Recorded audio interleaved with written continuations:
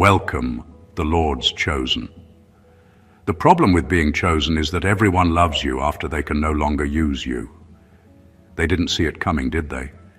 The same people who once overlooked you are suddenly acting like they always knew. It's almost funny how quickly disbelief turns into obsession once the results show up. You were once their topic of ridicule, the underdog they bet against, the quiet one they thought would stay in the background. And yet, here you are, not louder, not flashier, just undeniably seen. The truth is, when God hides someone, it's not punishment, it's protection. You were never behind schedule, you were in development. While others were busy performing for attention, you were being refined for revelation. Now the curtain's been pulled back, and the same audience that laughed at your silence is gasping at your glow-up. Suddenly your calm feels threatening, your peace feels provocative, your success feels like a plot twist they didn't approve of. What makes it even more ironic is that you didn't announce your greatness. It leaked.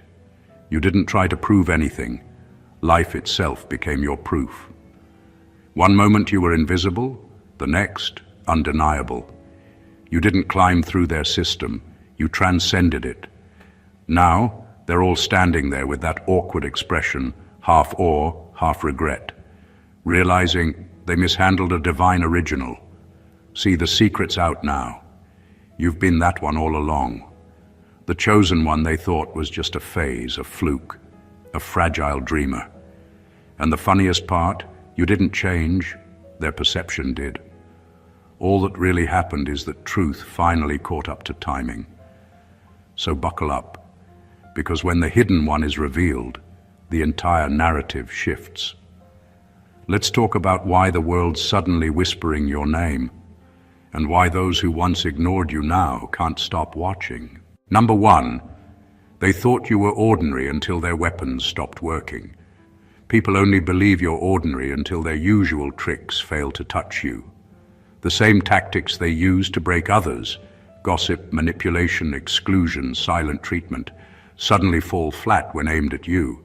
At first they laugh it off, assuming you're pretending not to care. But after a while, they notice something unsettling. Their control doesn't reach you. Their opinion no longer carries weight. Their games lose power. And that's when fear creeps in. You see, their strength was built on reactions. They fed on people's insecurities, on being able to provoke, to dominate, to control the emotional temperature of the room.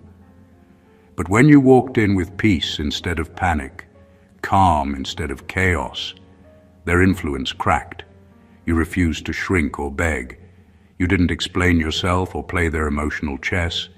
You simply stood there, unmoved, aware, and awake. And nothing scares manipulators more than someone who sees through the fog. That's when the shift began. Their confusion grew because your resilience exposed the weakness of their tactics. They realized their weapons were only powerful against the insecure, not the self-aware. You were never competing with them. You were transcending the game entirely. They used to whisper behind your back, thinking you'd crumble under pressure. Instead, you absorbed the hit, learned the pattern, and kept evolving. Every attempt to wound you only sharpened your discernment. Now they call you different, cold, or too confident. But that's just code for uncontrollable. They can't categorize what they can't manipulate. They can't hate you properly because deep down, they respect the strength they couldn't break. You became living proof that peace is power, that silence is strategy, and that not every battle requires noise. They thought you were ordinary until their weapons stopped working. Now they know better, and they wish they'd never tested the armor they didn't understand. Number two, you were hidden, because exposure too early would have attracted leeches. Not everyone is ready to see greatness before it's fully formed, and not everyone deserves access to it. That's why you were kept in the shadows, moving quietly while the world rushed to declare what it thought about you. Your life wasn't meant to be a public show from the start. There was a process, a refining, a preparation that had to happen away from eyes that would only drain, distract, or steal. Being exposed too early would have been dangerous, not because you lacked power, but because your power would have drawn the wrong kind of attention. People often mistake visibility for value. They see someone in the open and assume they're ready for everything life can throw at them. But real influence, real destiny, grows in a place where it isn't measured by likes, validation, or applause. That quiet period wasn't a delay, it was protection. While others were busy proving themselves in every room, you were becoming untouchable in ways no one could replicate. You weren't supposed to be consumed by the shallow approval of people who couldn't understand the depth of what you carry. The irony is that once the timing was right, the same people who ignored you suddenly act like they were witnesses from the beginning. They want credit for being around while you were still small, but they were too blind, too distracted, or too late. Their jealousy, their whispers, their subtle resistance, all of it shows that they understood only after the fact. You were kept hidden not because the world didn't deserve you, but because they didn't deserve to see you at full force yet. Now that you've emerged, they're scrambling, trying to catch up, trying to claim they always knew. But the truth is simple. You were never meant for their timeline. You were never meant for their approval. Your season of quiet was a shield, a laboratory for greatness.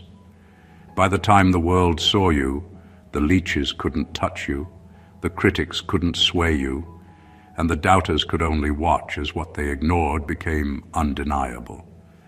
The secret was never yours to hide. It was theirs to miss until now. Number 3, their biggest mistake was making you their joke instead of their study. They underestimated you because they mistook silence for weakness, patience for passivity, and focus for simplicity. They laughed at your quiet moments, dismissed your ambition, and turned your presence into a punchline. That was their biggest mistake, believing that mockery could define your value or determine your trajectory. When they made you their joke, they showed exactly how little they understood the nature of true strength. Humor at your expense was a test, whether they knew it or not, and you passed it in ways they couldn't even recognize at the time. The problem for them wasn't that you noticed their ridicule, it was that it never affected you. While they were busy trying to get a reaction, you were observing patterns, learning the psychology behind their behavior, and refining yourself in silence. Every snide remark, every laugh behind your back, every attempt to diminish you became data, fuel, and motivation. Their laughter didn't shrink you, it sharpened you. It taught you patience, discernment, and the quiet art of moving without announcement.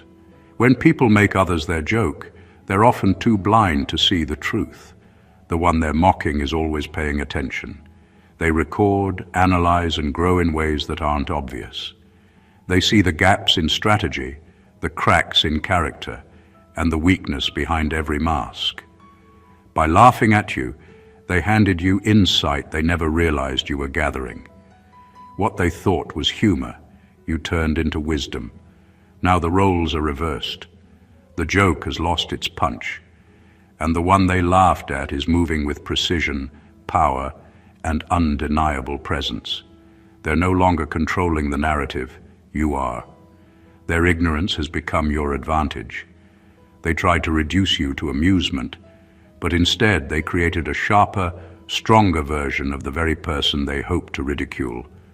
They treated you lightly, and in doing so, they ensured that when the truth emerged, it would hit with unstoppable force. Their biggest mistake was underestimating you, and now the consequences are visible for everyone to see. Number 4, your presence started revealing intentions, faster than any word could. Something shifted the moment you stopped dimming yourself to make others comfortable. You didn't need to confront, accuse, or expose anyone. Your very presence started doing the work. The energy you carry now carries truth in it, and truth always makes pretenders nervous. It's not about arrogance or superiority. It's about alignment. When you walk in authenticity, it naturally creates discomfort in those who survive on illusion. Suddenly, the people who once seemed calm around you start to fidget, contradict themselves, or avoid eye contact. It's not you changing. It's their facade falling apart. You've become a mirror they didn't ask to look into. Your peace reflects their chaos. Your honesty highlights their manipulation. Your growth shines light on where they've chosen to stay stuck. That's why conversations that used to feel easy now feel tense. They can't lie the same way, flatter the same way, or pretend with the same confidence. Your energy has become a silent truth detector, and without you saying a word, people reveal who they are. This is the part of growth that no one warns you about. Your spirit becomes too loud for the fake to stay silent. It's not that you're judging them, it's that you've outgrown the frequency of pretense. You used to miss red flags because you wanted to see good intentions. Now you catch energy shifts without needing proof. The vibration of deceit no longer confuses you. It exposes itself in your presence. That's what real spiritual authority looks like. You don't go around calling people out. They call themselves out just by being near you. You no longer need to prove discernment. You are discernment. And while some people will quietly pull away, others will finally face what they've been hiding. Because your light doesn't compete, it reveals. You became the truth they couldn't keep pretending around, and that's when everything about your presence changed the room. Number 5, you outgrew the stage. They tried to bury you in. They thought they were ending you when they buried you, but they didn't realize they were planting you. Every insult, every setback, every closed door was supposed to break your spirit, yet all it did was push you deeper into your purpose. The darkness they used against you became your training ground. You learned how to breathe without applause, how to build without validation, and how to believe without evidence. What they saw as your downfall was really your formation, and that's what makes your rise so uncomfortable for them now. When people can't control your potential, they try to contain it. They talk behind your back, block your opportunities, and hope the silence around your name will suffocate your influence. But real growth doesn't depend on spotlight. It depends on depth. And while they were busy performing, you were developing. You took their rejection and turned it into resilience. You used their exclusion to master independence. You became so self-sustaining that by the time you resurfaced, you didn't need what they once withheld. Now your success doesn't just inspire, it unsettles. It reminds them that the dirt they threw on you only helped you grow stronger roots. The same people who thought you were done are now watching in disbelief, realizing they accidentally helped you evolve. They can't claim your glow because they weren't there when it was dark. They can't rewrite your story because your results speak too loudly. Outgrowing the stage they built for your failure means you no longer fit in the spaces designed to contain you. You've outgrown their approval, their expectations, and their limited imagination of who you could be. You didn't climb your way out. You expanded beyond the boundaries they tried to trap you in. And now, your very existence reminds them. Burying a chosen one never kills the calling. It just deepens the roots until the world has no choice but to notice the bloom. Number 6, you became the evidence that divine timing isn't delayed, it's strategic. You were never late. You were being prepared. Every time life slowed you down, every door that refused to open, every season that felt like nothing was happening, it was all part of a plan that required timing, not speed. While others were obsessed with proving themselves, you were being shaped to sustain what they were rushing to reach. That's why your process took longer, not because you were behind, but because your foundation needed to be stronger. You learned the hard way that divine timing doesn't always look fair. You watched people with less effort seem to succeed faster, while you sat in silence wondering when it would finally be your turn. But what you didn't realize back then was that you were being built for longevity, not just recognition. God wasn't denying you, He was protecting what He placed in you. Because some platforms can't handle premature power. Some blessings, if given too soon, destroy the person meant to carry them. When others were chasing the spotlight, you were being purified in solitude. When they sought validation, you were learning discernment. Every no you received wasn't rejection, it was redirection. Every delay wasn't a dead end, it was divine choreography. You were being positioned, not paused. The silence that once felt heavy was really the sound of alignment taking shape behind the scenes. Now, looking back, it makes sense. The things that once frustrated you were actually protecting you from exposure that would have drained your essence. Timing wasn't working against you, it was working for you. And now that you've emerged, your life carries the kind of peace and maturity that can't be faked. You've become living proof that divine timing never misses. It only moves when everything, including you, is ready. Number 7.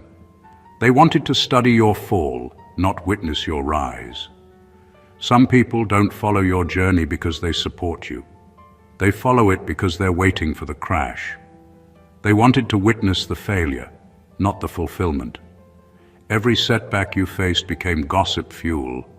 Every silence you entered became proof in their minds that you were finished. They didn't cheer for you, they monitored you. But the outcome they prayed for never arrived. Because you didn't crumble, you evolved. You took every disappointment and turned it into discipline, every heartbreak and turned it into hunger, every loss and turned it into leverage. They thought your silence was defeat, but it was actually recalibration. They expected you to give up after the storm, but you came back sharper, calmer, and more dangerous to their assumptions. What they didn't realize is that pressure doesn't destroy the chosen, it distills them. You didn't escape pain, you refined through it. That's why your recovery didn't just surprise them, it exposed them. They had already written your ending, only to realize you were still in your prologue. Your resilience became their confusion. They don't understand how someone can take betrayal, loss, and exhaustion and still move with grace. It frustrates them because your peace disrupts the storyline they built around your downfall. They rehearsed your failure in private conversations, but now they have to watch your rise in real time. And nothing eats at a bitter heart more than realizing the person they counted out doesn't even remember being counted out. They wanted to study your fall, to analyze where you went wrong, to gather proof that you weren't who you claimed to be. But you turned the test into testimony. You didn't just survive what was meant to break you, you built a new standard from it. And now, every move you make is a reminder that they miscalculated your strength. They were waiting for the wreckage, but all they got was revelation, that you were never meant to fall, only to rise in ways they were never prepared to witness. Number 8, your energy shifted from needing to proving to simply being. There comes a point when you stop explaining yourself, not out of arrogance, but because you finally understand your own frequency. You've moved from seeking approval to living in alignment. You don't perform for acceptance anymore, you exist in truth. That shift is subtle but powerful, and people can feel it even if they can't name it. You used to want to be understood, but now you realize that understanding is a privilege, not a requirement. The peace you carry now came from letting go of the need to prove anything. This kind of transformation unsettles people who built their confidence on comparison. When you stop competing, you become untouchable, and that confuses them. They can't trigger you the way they used to. You don't defend your worth, you just are your worth. Your stillness has authority now, not because you're loud, but because you're rooted. You no longer chase clarity because you've become it. The storm in others becomes obvious when it stands next to your calm. What they mistake for distance is actually discernment. You no longer engage in meaningless noise. You don't argue to be right. You stand to be real. That shift, from needing validation to embodying peace, changes the atmosphere wherever you go. It makes people confront the parts of themselves that still crave attention, still need to prove, still fear being unseen. You've stopped living reactively and started existing intentionally. Now your presence alone speaks louder than any defense could. You don't need to correct misjudgments. They correct themselves over time. You've discovered that truth doesn't need advertisement. It only needs consistency. That's why some feel uneasy around you. You remind them of what they haven't yet mastered: self-certainty. Your energy no longer demands to be understood, it simply exists. And that quiet confidence has become your loudest statement. Number 9. They tried to compete with you before realizing you were in a different system. They thought it was a race, but you were never even on their track. While they were counting numbers, chasing trends, and obsessing over who looked more successful, you were focused on something deeper: substance. They mistook your calm for complacency, not realizing you were operating from an entirely different frequency. You weren't trying to win over people. You were mastering yourself. You were building value that doesn't require validation. Competition only works when both players need the same thing, and that's where they misunderstood you. You were never motivated by comparison. You were driven by calling. Their focus was on being seen. Yours was on being sent. They played the visibility game while you played the longevity game. They craved applause. You sought alignment. That's why you moved differently. Your rhythm didn't match theirs. And it frustrated them because they couldn't figure out how to beat someone who wasn't even playing their game. They tried to measure your worth through attention, forgetting that true impact doesn't need advertisement. You weren't building followers, you were building frequency. You became the kind of person who changes the atmosphere just by showing up. The room shifts, the energy recalibrates, and people sense something beyond personality. They sense presence. That's not something you can fake or compete with. That's something cultivated through quiet obedience, through consistent growth, through choosing purpose over performance. Eventually, they realized competing with you was pointless. You were tapped into a system they couldn't manipulate, the one that rewards alignment, not applause. You're not playing for the moment. You're positioned for the mission. You no longer need to prove who you are because your energy introduces you before you speak. They were fighting for visibility, but you were being established in authenticity. That's the difference between those who chase the spotlight and those who become the light. You didn't win the race. You redefined what winning even means. Number 10, what they called arrogance was actually untrained self-respect. People often mislabel what they don't understand. When you stopped lowering yourself to fit their expectations, they called it arrogance. When you refused to beg, chase, or justify your worth, they whispered that you were prideful or cold. What they failed to see was that it wasn't arrogance at all. It was self-respect in its rawest form. You weren't trying to prove superiority. You were simply refusing to compromise your integrity for the comfort of others. The truth is, most people are conditioned to expect compromise. They've grown used to others bending, apologizing for existence, or shrinking to make space for someone else's ego. So when someone shows up whole, unshakable, and unwilling to negotiate their value, it feels threatening. Your boundaries, your calm, your refusal to chase approval, all of it looked foreign to them. They mistook your alignment with pride because their reality is built on dependence, not independence. Your self-respect became a mirror they didn't want to face. They weren't angry at you. They were uncomfortable seeing a person operate fully without needing their permission or validation. You weren't disrespectful. You were undeniable. Every time they tried to label you, it only highlighted how much they relied on people being malleable. Your strength, clarity, and composure exposed the weak spots in their own character. You've learned that wholeness can be misread as arrogance, but that's not a problem. It's a filter. The people who can't appreciate your presence were never meant to understand it. You don't have to shrink to make others comfortable, and you don't have to explain your worth to anyone who can't see it. What they called arrogance was really the beauty of a person who has stopped asking for permission to exist fully, who refuses to settle for crumbs, and who understands that self-respect is never negotiable. Number 11. You don't have to announce your power. It leaks through your stillness. Real power doesn't need a microphone. It doesn't need noise, spectacle, or proof.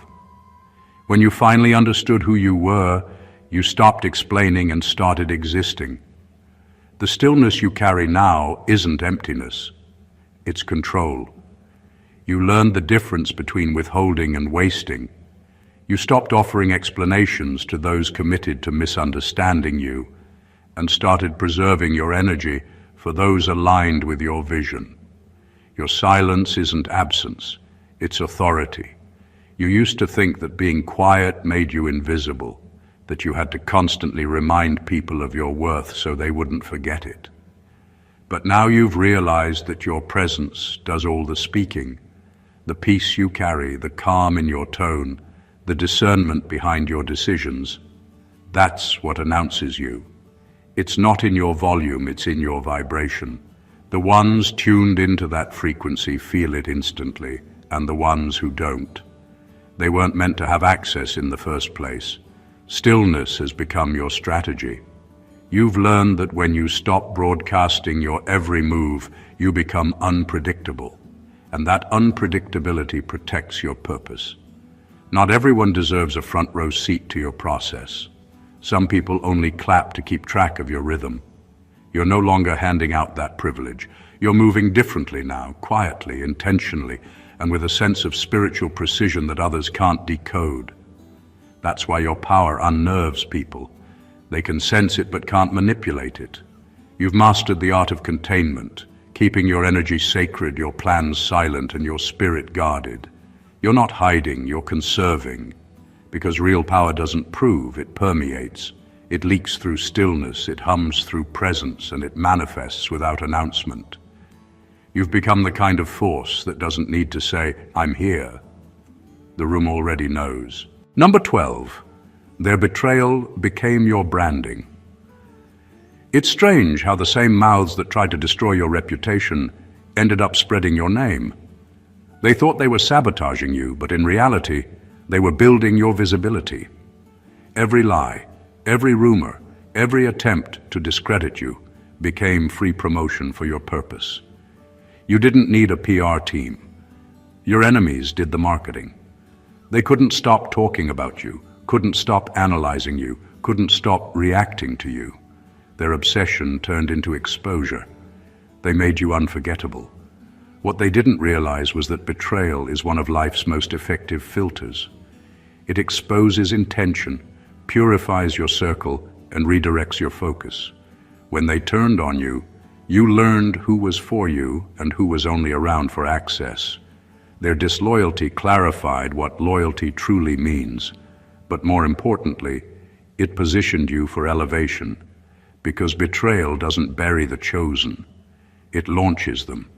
It forces you to evolve, to rely on something bigger than human validation, and to operate from a level of independence that no gossip can touch. Their gossip couldn't harm you, because truth doesn't need defending. Over time, people saw the contrast between who you are and what was said about you. The stories didn't stick, but your character did. The lies faded, but your growth became undeniable. You became living evidence that divine justice doesn't argue, it reveals. Every attempt to curse you turned into a commercial for your resilience. Now, the same voices that once mocked you mention your name with a mix of awe and regret. You didn't have to clap back or clear the air. Life did it for you. Their betrayal became your branding because what was meant to shame you ended up showcasing your strength. They introduced you as a villain, but God turned you into the proof that purpose can't be slandered, it can only be seen. Number 13, the real secret was never about you. It was about what you carry. For the longest time, people couldn't figure out why you stood out. You weren't the loudest, you weren't chasing recognition, and yet your presence carried a weight that couldn't be explained. What they missed was that your power was never rooted in performance. It was in purpose. The secret wasn't your personality, your skills, or your achievements. It was the divine current running through you. You weren't just gifted. You were chosen to channel something greater. That's why being around you feels different. It's not just you. It's what flows through you. People often confuse talent with calling. But what you have goes beyond ability. You could strip away the titles, the aesthetics, the image, and your essence would still shift the room.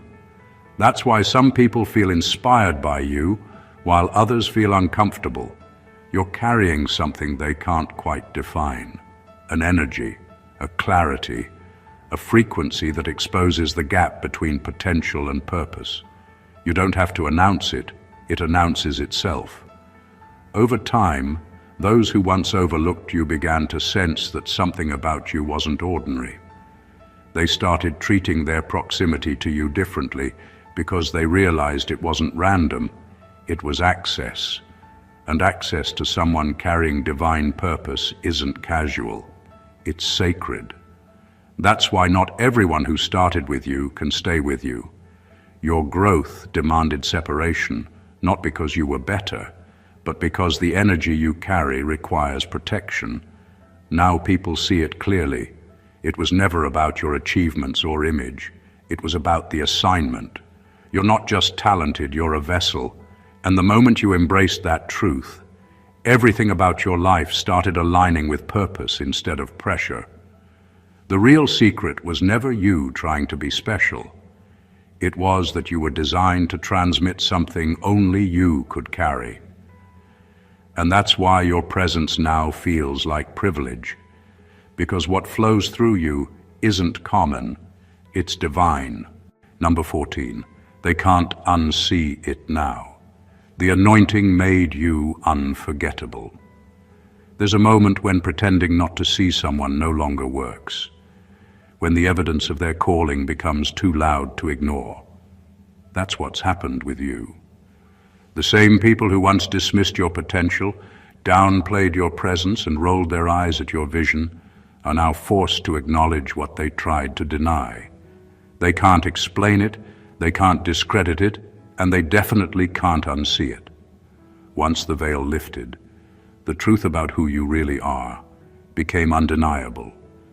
The anointing on your life revealed itself, not through your words, but through your results, your resilience, and your peace.